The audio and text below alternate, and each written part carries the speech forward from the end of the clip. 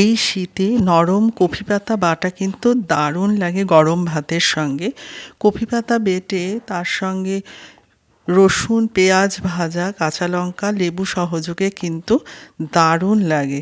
চলো কফি পাতা বাটাটা রেসিপিটা তোমাদেরকে দেখিয়ে দিই। প্রথমে কফি পাতাগুলো এভাবে একদম কচি কফি পাতাগুলো হতে হবে। তারপর ডাঁটাগুলো ভালো করে কেটে নিয়ে পাতাগুলো ডাঁটার থেকে খুব ভালো করে ছাড়িয়ে নিতে হবে। ডাঁটার অংশ যেন না যায়, তাহলে কিন্তু খেতে ভালো হবে না। পাতাগুলো ঠিক এইভাবে আস্তে আস্তে করে চাকুর দ্বারা এভাবে ছাড়িয়ে নিতে হবে। তারপর গরম জলের মধ্যে কফি পাতাটাকে বেশ খানিকক্ষণ ফুটিয়ে নিয়ে সেদ্ধ মতো করে নিতে হবে। তারপর ঠান্ডা হওয়ার পর কফি পাতাগুলোর জলগুলো চিপে নিয়ে তোমরা শিলনোড়াতেও বাটতে পারো, না হলে ওটাকে মিক্সিতেও পেস্ট করে নেওয়া যায়। মিক্সিতে কাঁচা লঙ্কা আর রসুন দিয়ে ভালো করে মিক্সিতে পেস্ট করে নিতে হবে।